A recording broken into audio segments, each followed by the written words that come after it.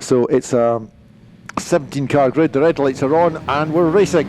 Martin Winjatunga quick off the line, so was the blue car of Daniel Patterson, but Robbie Dalglish a little bit sluggish and he's getting overtaken by the two cars from the row behind, which is Chad Little and Ollie Mortimer. They're both ahead of him, but Ollie Mortimer just managing to stay in place behind Ian Munro, but Robbie Dalglish fighting back and trying to retake a position as a white car from the middle of the pack goes sailing into the gravel. There's a bumping and banging match with Chad Little, Daniel Patterson, and I think that's Ian Munro into the gravel on the exit of McIntyre. So two cars in the gravel at McIntyre's, one in the gravel at Leslie's, as the rest of the field. Chad Little is compromised, he's staggering at limp home mode out of the chicane. So drama on that opening lap going into McIntyre's. The leading car wasn't affected, but everybody else behind seemed to get tangled up in some way. But we've lost at least three cars in the first two corners, and there's one other. Chad Little, I think, is in limp home mode somewhere. Oh, no. And we've got safety car already before we've even completed the first lap. So there's a lot of work to do here. There's 63 kind of just lost. No, 53, excuse me. Stuart McFadden, he's in the gravel at the exit of Leslie, so that's one. Then we've got Ian Munro, you're absolutely right, Doc, in the yellow car. Not sure the blue. That's Patterson. That's Daniel Patterson. Okay. Oh, right. So some big names. Yeah, it was the second and third cars that tangled on the exit of McIntyre's. So that's put Ollie Mortimer up into second position. It's put the 22 car up into third. That's Jason Ballantyne. Yeah, that's completely upset the form book. Now, Chad Little, as I said, was in limp home mode, and yes, he is limping into the pit lane, so Chad Little sadly tangled up in all that as well. I think that's Chad Little was in the middle of that incident at McIntyre. That was he had a half spin, or almost a complete spin, and then carried on, but obviously with damage, and it looks like he's into the pit lane. Oh, that's such a shame. The last round of the season, yeah. You just kind of drive out the circuit, just a little bit of a kind of deflated feeling. Yeah. I mean, I always find the end of a season, it sounds negative, but I find that it's very exciting. The last day of the season is always great. It's the drive home from the last day of the season. You're like, oh, was that it? No, here comes winter. Yeah, here comes the winter. We'll just have to come up to the circuit and have our Alpine drive day. Well, that's it. Yes, that's to be arranged. Yes, I'm sure Duncan's on the case. That's why Duncan's been fairly quiet this afternoon. He's been arranging our Alpine day. That's right. Yes, I thought he was busy. Yeah. And the Christmas lunch with tuxedos. Yes. And martinis. You're going to have your first martini. Well, yes, we'll arrange that, yes. Yeah, I think you might like it, actually. Well, yes. Very dry. Yeah. It's lovely. I think that's the idea, of course. And you had gin or a vodka, man? More a gin, man, myself. Okay, gin martini. I mean, then I think you'll really like it then. Yes. Yeah. Yeah. We'll be getting the train home that day then.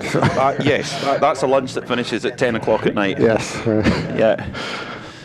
Right, the cars then lining up behind the safety car, the marshals and recovery teams springing into action at lightning speed, and a great shame for the two cars in the gravel, especially Ian Munro, because I don't think Ian Munro took a lot of damage, and neither did Daniel Patterson. Neither of them have hit the wall, and I think they're just beached, and it's a shame. We've got a little bit of interruption to our race progress here, but it doesn't detract from the race distance as long as we can get this cleared up within 3 laps. I can see Daniel Patterson's car is now back on the tarmac, and it looks like it's going to drive away itself, well, with the driver under control, of course. And that's slowly moving on round the track. I'll probably have to come back in the pits to get the gravel cleared out and the driver belts done. He's going very, very slowly, so he may be carrying some damage. Meanwhile, the attention is focused on the cars behind the safety car, because they are going to have to form up. Martin Winjatunga, who's one of the top rookies of last year and this year, and leading the newcomer challenge in this race. He is leading the race overall. Now, could this be his first ever race win, do you think? But he's got some tough people behind him. Ollie Mortimer, Jason Ballantyne. Further down the pack, we've got Chris Coburn still in play, Robbie Dalglish down in 9th. Robbie was very, very slow off the line, and that caused a bit of a traffic jam ahead of him, actually, because both Ollie Mortimer and Chad Little came up from the row behind, and it was a big, tight squeeze going down the hill at Duffus. Poor old Robbie Dalglish, it almost looks like he's driving with the handbrake on. He's got this, he's so down on power, he told us, in pretty clear terms how that far down on power he is, and you can see it quite clearly on track. And Robbie Dalglish is a top line mini driver, and he just seems to be just driving with one hand behind his back. Whether it's just a Duff engine or what, I don't know. He's going to be right up there with Ollie Mortimer as the fastest cornering speeds out there. If we had the measurement equipment and the telemetry, we could actually tell you, but we don't. But I would venture those two are the fastest cornering cars out there. But the straight line performance is. It looks like it's about 15 or 20 horsepower down in Robbie Dalglish's car. Which in a car that has 130 to start with, that's quite a lot to be. It's definitely holding him back. Did well to get up on the podium actually. Very well. Previous race. Yeah. And in the wet, of course, that will mask some of the power disadvantage. So it might give him a chance to make up a few places from where he's ended up now after all that drama on the opening lap. He is down in 9th. But we'll see if he can improve from there. The safety car lights, I suspect, will go out this lap because lightning recovery work. Daniel Patterson's car has been parked at the marshal's post at the chicane, so he's obviously taken some damage. I think the other cars have all managed to drive around back to pit lane or to the back of the queue. So Ian Munro has joined the back of the queue, certainly in the yellow number 23 car. And we've got the white car. I think this is the one that was in the gravel. It is the one, in fact, that was in the gravel at the bottom of Leslie's. So it drove round the pits. Yeah, that's coming into pit lane. That must be so frustrating as well, knowing that the car can drive, but you can't get it out and race it. It's missing a front bumper, mind you. Yeah, that's Stuart McFadden then. So he's the one that had the race-long battle with busy looking for the name on the list, Jason Ballantyne, who's currently running in 3rd. Did a tremendous battle in last race. I was really looking forward to seeing them door handle to door handle again, but that didn't quite happen, unfortunately. But we have safety car lights out, and the safety car sprinting for cover now, and we're ready to get underway once more with this restarted Mini Cooper Cup race. So we should still have timing computer showing us 6 laps to go. We'll check to see if that corrects itself or not, but that's, I think my calculation would be we've still probably got 9 to go because we've had 3 safety car laps, but we don't lose 3 racing laps, so we'll see if that resets. But meantime, there's a green flag waiting at the top of the hill, and we're racing again with Winjatunga in the lead from Ollie Mortimer. A very spread out restart. Jason Ballantyne leaving a lot of space between himself and Ollie Mortimer at the start there. The change of surface, slippery surface flags showing as they go down through turn 1 and turn 3 as well, and the chicane. So Mortimer up the inside for the lead. Winjatunga left the door wide open there for Mortimer, and a bit too respectful there, and Mortimer says thank you very much, very kind of you, and through he goes. To Winjatunga though, maybe just tuck in behind the champion. One of the, of course, Winjatunga in the newcomer class. So yeah, go to school and follow one of the very best in Scottish Mini Coopers. And oh my word! Oh, 2 or 3 cars are all having moments. I think there's got to be something down on the. They all keep it on the circuit going through Clark's, but I think there's something down at Clark's. Everyone's all over the shop. Yeah, very slippy on the way into Clark's, but. Good car control by them all managing to pull the front of the car around by just floating the throttle when it starts to go horribly sideways. Either that or it's just cold tyres. Maybe the rears are just freezing cold. Could well be a bit of that as well. Interesting that Ollie Mortimer didn't have any trouble, and he's the master of tyre warming. Now we've got 3 wide with Robbie Dalglish and 2 others coming up the hill towards the start-finish line. And that is the 17 and 88 that he's fighting with, 88 being Barry Holmes, 17 Chris Coburn. Robbie Dalglish has managed to pass the pair of them, and his next target will be the number 12 car of Jacob Heap, who's in 6th position. So Robbie Dalglish making good progress so far through the pack. Yes, of course, Robbie Dalglish, former winner of the Sunoco Award, which was Get Your Prize Drive at the Daytona 24 Hour. He'd raced in the Michelin Pilot Challenge Championship there, and Johnny Adam won that one as well. Yes, he's done that, yes. They'll come back to me. Okay. I'll tell you in a moment. But Johnny, he raced in the big race. Chris Reed from Minis also did it. Did Chris he? Reed, yeah. Okay, yes. Yeah, Johnny raced in the big race in the Whelan car. The Daytona prototype. Yeah, and actually led the race at one point. And then Chris Reed had a BMW to race in one of the support races. And that was the same. There was a BMW in the support Michelin Pilot Challenge that Robbie Dalglish got to compete in. Brilliant stuff. He got. And speaking of Robbie, he's up the inside there to move up to 5th position. Does he get it done? Yes, but there's someone behind him with a good bit more power there. Here comes Chris Coburn.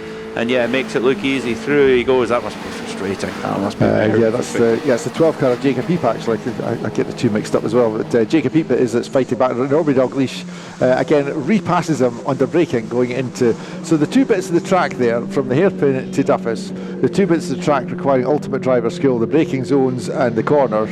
Robbie Dalgleish leaves Jacob Heap behind. On the straight, Jacob Heap overtakes Robbie Dalgleish. It's very frustrating for Robbie. Yeah, he's slowest through the speed traps as well. So yeah, that's frustrating. That's very frustrating. This into Clark's, lots of drivers and having little one off into the gravel. There's runs out of room and back again. Yep, I'll get an identification of that just as they come through. That's the number 17 car. That's is that Chris Coburn? Chris again. Coburn, yep. Yeah.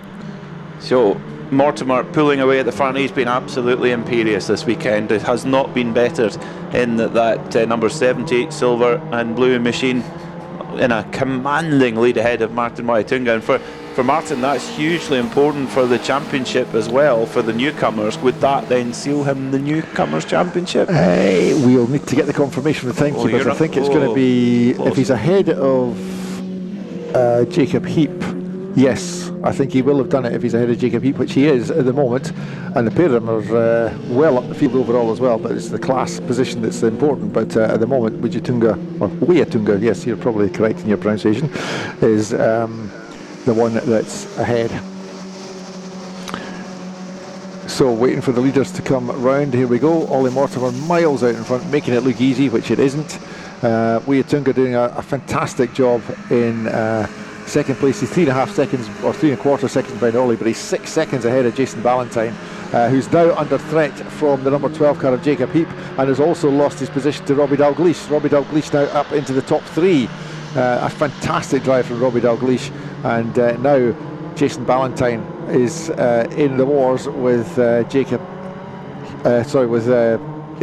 Heap behind him.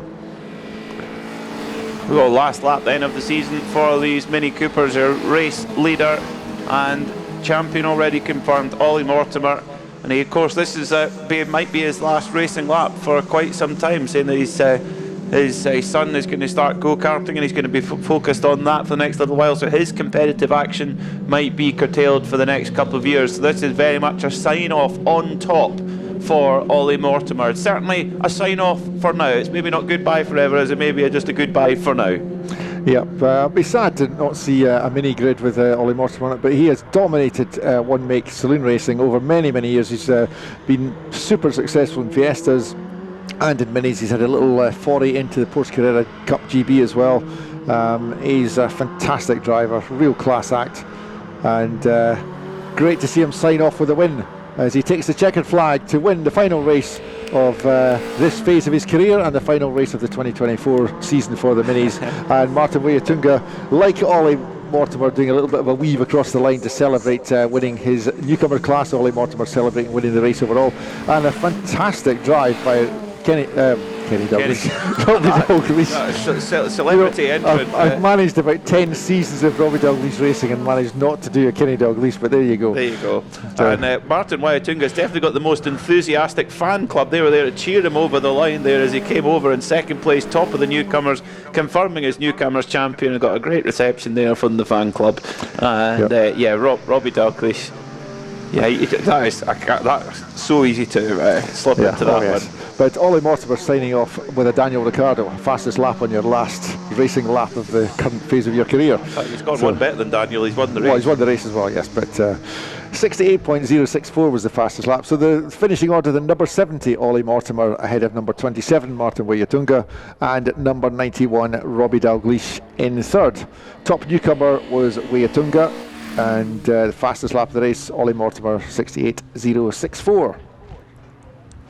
Ollie winning the race by 4.3 seconds in the end, and then Waitunga ahead of Robbie Dalgleish by 8.8 seconds. The rest of the field was a bit more tightly packed than that, but that's fairly dominant by the leading 3 cars.